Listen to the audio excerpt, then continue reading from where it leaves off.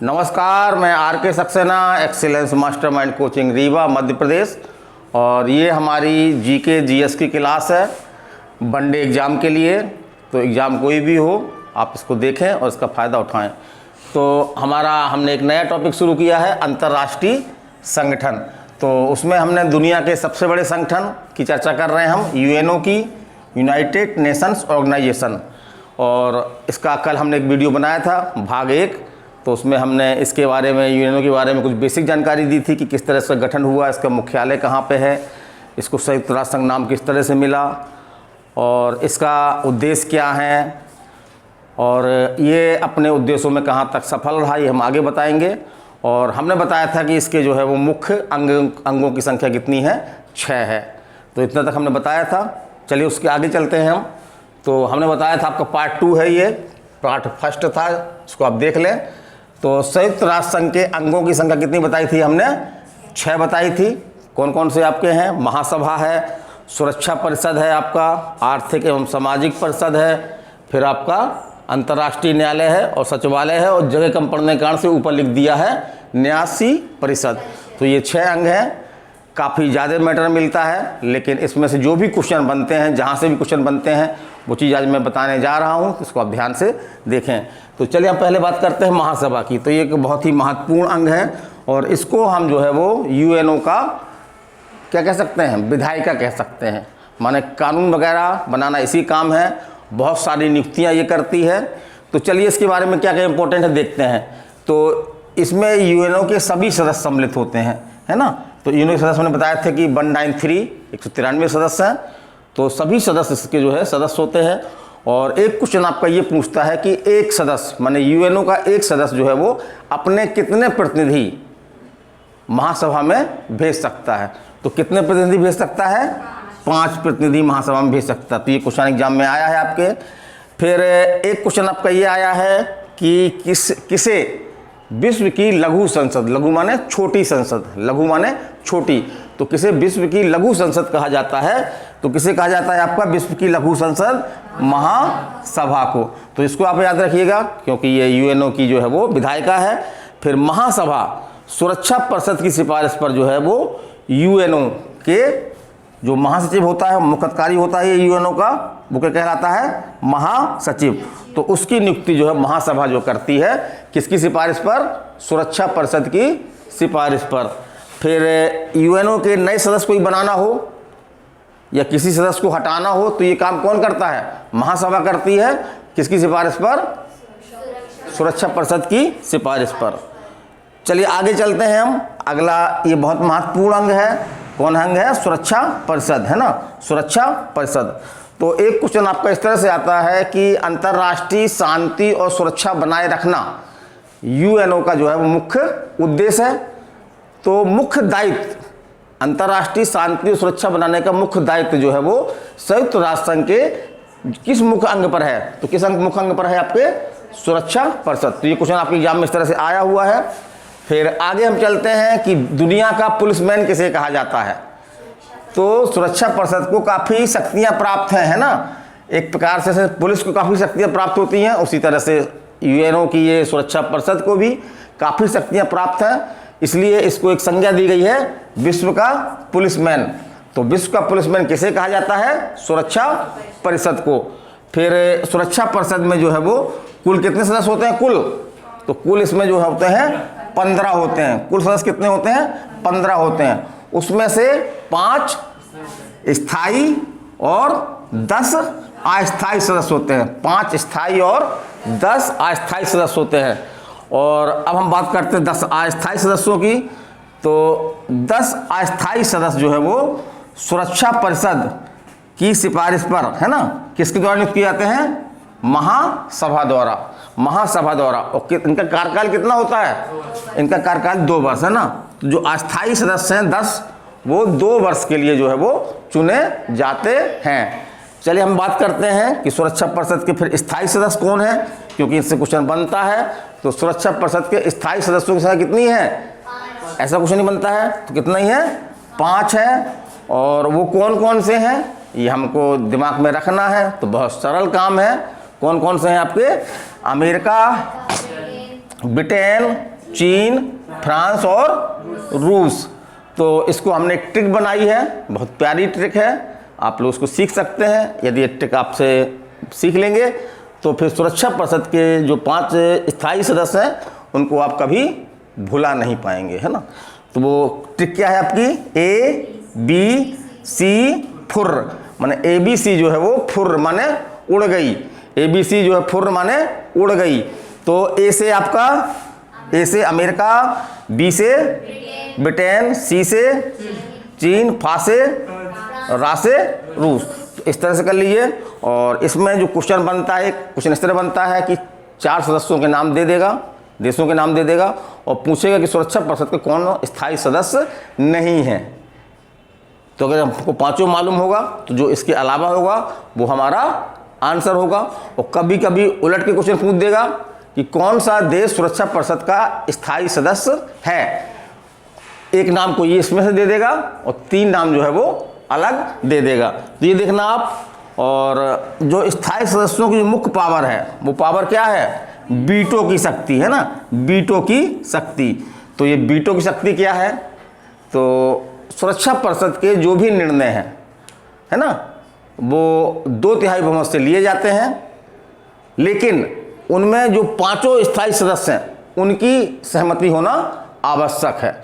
यदि कोई भी एक देश उससे सहमत नहीं होता है तो पूरा के पूरा प्रस्ताव जो है वो खारिज हो जाता है ना, वो प्रस्ताव लागू हो ही नहीं सकता, वो प्रस्ताव पास हो ही नहीं सकता। तो ये कहा जाता है कि जो भी देश इससे असहमत है इन 5 में से, उसने क्या किया, उसने अपनी वीटो शक्ति का प्रयोग किया। तो यही वीटो शक्ति है आपकी, इसी को हम जो बोलते हैं वीटो शक्ति। तो कभी क्वेश्चन पूछ लेता है वीटो शक्ति किसको प्राप्त है, तो सुरक्षा परिषद के स्थायी सदस्यों को, सुरक्षा परिषद के स्थायी सदस्यों को जो है वीटो की शक्ति प्राप्त है। फिर चलिए हम आगे देखते हैं। अब कई देशों ने वीटो का प्रयोग किया, इनमें से तो सबसे अधिक बार वीटो शक्ति का प्रयोग किसने किया है, सोवियत संघ, है ना। और फिर सोवियत संघ का स्थान किसने ले लिया, रूस ने ले लिया। तो रूस लिख देगा या सोवियत संघ लिख देगा, आपको आंसर वही लगाना है। चलिए हम देखते हैं अगला अंग देखते हैं। तो अगला अंग है आपका आर्थिक एवं सामाजिक परिषद। तो ये थोड़ा सा अलग टाइप का अंग है, बहुत सारे सोशल काम होते हैं, सोशल दायित्व होते हैं। तो संयुक्त राष्ट्र संघ जो है सोशल दायित्व का भी निर्वहन करता है ना, दुनिया भर के बच्चों की देखभाल करना, स्वास्थ्य की देखभाल करना, शिक्षा को बढ़ावा देना, इस तरह के काम भी जो है वो सुरक्षा पर वो आपका यूएनओ करता है। तो इसके लिए स्पेशल एक अंग बनाया गया है, वो कौन सा अंग है आपका, आर्थिक एवं सामाजिक परिषद, आर्थिक एवं सामाजिक परिषद। चलिए इसके बारे में देखते हैं। तो इसमें सदस्य कितने होते हैं, 54 सदस्य होते हैं इसमें। और एक सदस्य का कार्यकाल कितना होता है, 3 वर्ष होता है ना, 3 वर्ष होता है। तो एक सदस्य का कार्यकाल कितना होता है, 3 वर्ष। तो ये कार्यकाल याद रखिएगा, यहाँ पे कार्यकाल कितना है, 3 वर्ष होता है। फिर परिषद का मुख्य काम क्या है, तो आर्थिक, सामाजिक, स्वास्थ्य एवं शिक्षा संबंधी समस्याओं का ये अध्ययन करती है और अपनी रिपोर्ट तैयार करती है ना। तो इस प्रकार से इसका काम थोड़ा सा लोक कल्याणकारी काम है। तो एक सा क्वेश्चन भी एग्जाम में आ सकता है कि संयुक्त राष्ट्र संघ के किस मुख्य अंग का काम जो है वो कुछ लोक कल्याणकारी टाइप का है। तो वो किसका है, आपका आर्थिक एवं सामाजिक परिषद का। फिर हम आगे चलते हैं। तो जैसे बहुत सारे आपके संगठन हैं, है ना, जैसे यूनिसेफ है, यूनिसेफ इसको बोलते हैं संयुक्त राष्ट्र बाल कोष। फिर UNDP है, united nations development programme, united nations development programme. फिर आपका WFP है ना। तो ये सभी संगठन जो है वो किसके अधीन काम करते हैं, आर्थिक एवं सामाजिक परिषद के अधीन। फिर चलिए अगला अंग चलते हैं। चौथा अंग कौन सा है आपका, अंतर्राष्ट्रीय न्यायालय। कौन सा है, अंतर्राष्ट्रीय न्यायालय। तो जैसे हम और आपके बीच में कोई विवाद उत्पन्न होता है तो हम लोग न्यायालय में चले जाते हैं। इसी तरह से जब देश और देश, है ना, के बीच विवाद होता है तो वो कहाँ जाते हैं, वो अंतर्राष्ट्रीय न्यायालय जाते हैं। तो इस प्रकार से देशों के बीच होने वाले विवाद अर्थात अंतर्राष्ट्रीय विवादों को निपटाने के लिए कब, जून 1945 में, जून 1945 में जो है वो अंतर्राष्ट्रीय न्यायालय की क्या की गई, स्थापना की गई, है ना। अंतर्राष्ट्रीय न्यायालय की क्या की गई, स्थापना की गई। और बहुत घिसा पिटा क्वेश्चन आता है इसका। अंतर्राष्ट्रीय न्यायालय का मुख्यालय कहाँ पे है, कई एग्जामों में आता है और आता रहेगा। ये एक ट्रेडिशनल क्वेश्चन है ये। तो कहाँ पे है, हैग। कहाँ पे है, हैग। और हैग किस देश में है आपका, नीदरलैंड में। और नीदरलैंड का एक नाम क्या है, हालैंड, है ना। तो अंतर्राष्ट्रीय न्यायालय का मुख्यालय कहाँ है, हैग। और अगर देश पूछेगा तो नीदरलैंड या हालैंड। फिर आपका इसमें अगला है कि इसमें कितने न्यायाधीश होते हैं टोटल। तो इसमें जो है वो 15 न्यायाधीश होते हैं। ये क्वेश्चन पूछा गया है कि अंतर्राष्ट्रीय न्यायालय में कितने न्यायाधीश होते हैं। तो कितने न्यायाधीश होते हैं, 15 न्यायाधीश होते हैं। और एक न्यायाधीश का कार्यकाल 9 वर्ष होता है। ये कई एग्जाम में पूछा गया है ना, छोटे बड़े एग्जामों में आ चुका क्वेश्चन ये। तो 9 वर्ष याद रखिए। कैसे रखिएगा भाई, न्यायाधीश है ना से न्यायाधीश, ना से 9, ना से न्यायाधीश, ना से 9। तो इस तरह से आप याद रखिएगा 9। दुनिया में किसी का भी कार्यकाल 9 वर्ष नहीं मिलता अपन को, है ना। केवल अंतर्राष्ट्रीय न्यायालय के सदस्य का कार्यकाल जो है वो 9 वर्ष है। तो ना से न्यायाधीश, ना से 9, इस तरह याद रखेंगे। और इन्हीं में से एक अध्यक्ष होता है और एक उपाध्यक्ष होता है। लेकिन इनका कार्यकाल जो है 9 वर्ष नहीं होता। माने अध्यक्ष उपाध्यक्ष के रूप में इनका कार्यकाल कितना होता है, कितना होता है, 3 वर्ष के लिए होता है ना। और भारतीय प्रतिभाएं भी अंतर्राष्ट्रीय न्यायालय में अपना स्थान बना चुकी हैं। तो इससे भी आपके एग्जाम में क्वेश्चन बनता है। तो जैसे अंतर्राष्ट्रीय न्यायालय के मुख्य न्यायाधीश या अध्यक्ष बनने वाले पहले भारतीय कौन थे आपके, नागेंद्र सिंह। कौन थे, नागेंद्र सिंह। और इसके अलावा 3 ऐसे भारतीय हैं जो न्यायाधीश थे भारत में, रिटायर्ड न्यायाधीश हैं। तो वो भी जो है वो अंतर्राष्ट्रीय न्यायालय के मेंबर बन चुके हैं, सदस्य बन चुके हैं। तो उनके नाम भी देख लें कौन कौन से हैं, बेनेगल रामाराव, रघुनंदन पाठक, दलबीर सिंह भंडारी जो है इसके सदस्य रह चुके हैं। तो ये नागेंद्र सिंह कुल कितने सदस्य रह चुके हैं, 4 जो है ना। नागेंद्र सिंह भी रह चुके हैं, रघुनंदन पाठक भी रह चुके हैं, दलबीर सिंह भंडारी भी और बेनेगल रामाराव भी। फिर अगला अंक देखते हैं इसका। अगला अंक कौन सा है आपका, सचिवालय। तो सचिवालय संबंध आते ही, नाम आते ही ऐसा लगता है कि यहाँ पे सचिव लोग बैठे रहते होंगे। तो जो तमाम लिखा पढ़ी वाला काम है ना, जो लिखा पढ़ी वाला काम है वो कौन करता है, आपका सचिवालय करता है। तो अपन कह सकते हैं कि एक प्रकार से ये वहाँ की कार्यपालिका है ना। एक प्रकार से वहाँ यूएनओ की क्या है, ये कार्यपालिका है। और इसका जो प्रमुख कौन होता है, तो महासचिव होता है। और यही महासचिव जो है वो पूरे यूएनओ का प्रमुख भी होता है ना। यूएनओ का पूरा प्रमुख भी महासचिव ही होता है, जो सचिवालय का मुख्य अधिकारी है। और इसकी नियुक्ति कैसे होती है, क्वेश्चन पूछा गया है। तो इसकी नियुक्ति जो है वो सुरक्षा परिषद की सिफारिश पर जो है वो महासभा जो है वो इसको चुनती है ना। सुरक्षा परिषद की सिफारिश पर महासभा इसको जो है चुनती है। और इसका कार्यकाल कितना होता है, तो 5 वर्ष होता है। और ये दोबारा बन सकता है ना, अगर दोबारा महासचिव बनना चाहे और इसको महासभा चुन ले तो ये दोबारा भी महासचिव बन सकता है। और वर्तमान में महासचिव कौन से हैं आपके, तो वर्तमान में आपके हैं एंटोनियो गुटेरस। ये किस देश के हैं, ऐसा क्वेश्चन पूछा गया एग्जाम में। तो किस देश के हैं ये, पुर्तगाल के हैं। तो जो भी इसके महासचिव होते हैं, तो एक परंपरा चली आ रही है कि जो छोटे देश होते हैं उन्हीं में से किसी प्रतिष्ठित व्यक्ति को जो है वो इसका महासचिव चुना जाता है। फिर अगला अंक कौन सा है आपका, तो अगला अंक है आपका न्यासी परिषद। तो इसकी स्थापना का जो मुख्य उद्देश्य क्या था, वो था जो उपनिवेश हैं, उपनिवेश देश हैं, उनके हितों की रक्षा करना। तो उपनिवेश कौन होते थे, जो किसी अन्य देश के अधीन होते थे, अन्य देश के गुलाम होते थे। जैसे भारत जो है वो किसका उपनिवेश हुआ करता था, ब्रिटेन का। भारत किसका उपनिवेश हुआ करता था, ब्रिटेन का। तो उसी तरह से दुनिया में कई ऐसे देश थे जो किसी अन्य देश के उपनिवेश थे। तो इन देशों की जो उपनिवेश हैं उनके हितों की रक्षा करने के लिए जो है वो एक अंग की स्थापना की गई। उस अंग का क्या नाम था, न्यास परिषद। और धीरे धीरे क्या हुआ कि सभी उपनिवेश जो है वो मुक्त होते गए। और अंतिम जो उपनिवेश था वो आपका कौन था, पलाऊ।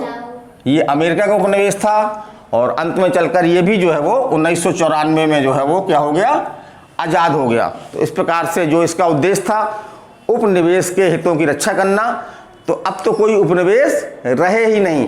तो इस प्रकार से आपका 89% जो ऐसा अंग है सुरक्षा परिषद उसका यूएनओ का, जिसका उद्देश्य लगभग क्या हो गया है, समाप्त हो गया है। तो ऐसी बात भी कर रहे हैं कि इसको जो है अब समाप्त कर देना चाहिए, लेकिन अभी इसको समाप्त नहीं किया गया है। तो अभी भी संयुक्त राष्ट्र संघ के आपके जो है वो 6 अंग हैं और उसके बारे में बेसिक जानकारी हमने बताई। तो अभी ये वीडियो पर्याप्त नहीं है, अभी हम एक वीडियो इसमें और बनाएंगे, यूएनओ भाग 3। तो उसमें से महासचिव के बारे में है और यूएनओ से संबंधित बहुत सारी घटनाएं हैं, जैसे यूएनओ जो है वो किस तरह से काम करती है और उसकी मुख्य सफलता क्या मिली है, क्या उसकी असफलता है, और यूएनओ के महासचिव शुरू से लेकर के एक पहले कौन थे और वर्तमान तो हमने बता ही दिया है। तो ये सब चीज़ें हम बताएंगे। यूएनओ द्वारा जो है वो किसी वर्ष को किसी विशेष वर्ष के रूप में घोषित किया जाता है, तो उससे भी क्वेश्चन बनते हैं आपके, तो हम वो भी बताएंगे। तभी एक वीडियो हम इसमें यूएनओ का और लेंगे, उसके बाद हम अन्य जो अंतर्राष्ट्रीय संगठन है उसके बारे में भी वीडियो बनाएंगे। तो आज हमारी क्लास यहीं तक, और बच्चे भी जाने के लिए तैयार बैठे हुए हैं। एक देखो वो जाने वाली है ना, जाना ना अब, हाँ जाना है। तो अब फिर मिलते हैं, और अभी छुट्टी जो है वो हमारी जो है वो शनिवार तक क्लास लगेगी, है ना, 23, 24, 25 और ज़्यादा से ज़्यादा खींचेगी तो 26, इतनी छुट्टी रहेगी। तो अभी आपका आज कौन दिन है, शुक्रवार है ना, तो कल आपकी आना है और कल हम आपको दीपावली की बधाई देंगे, सबको देंगे। उसके बाद छुट्टी के बाद फिर आना है। तो अभी पढ़ाई बंद कर लीजिए कुछ दिन के लिए, या हम एक टेस्ट पेपर दे देंगे आपको, करीब 1000 क्वेश्चन हम डालेंगे पीडीएफ के रूप में। तो उसको आप जो है वो हल करना, और जो भी नए फैक्ट मिलते हैं उसको क्या करना है, टिक नहीं करना है, अपनी कॉपी में लिख लेना है ना। तो चलिए नमस्कार, और दीपावली की सुविधाएँ हम आज नहीं देंगे, कल देंगे आपको। तो फिर मिलते हैं, कल मिलेंगे। नमस्कार, धन्यवाद।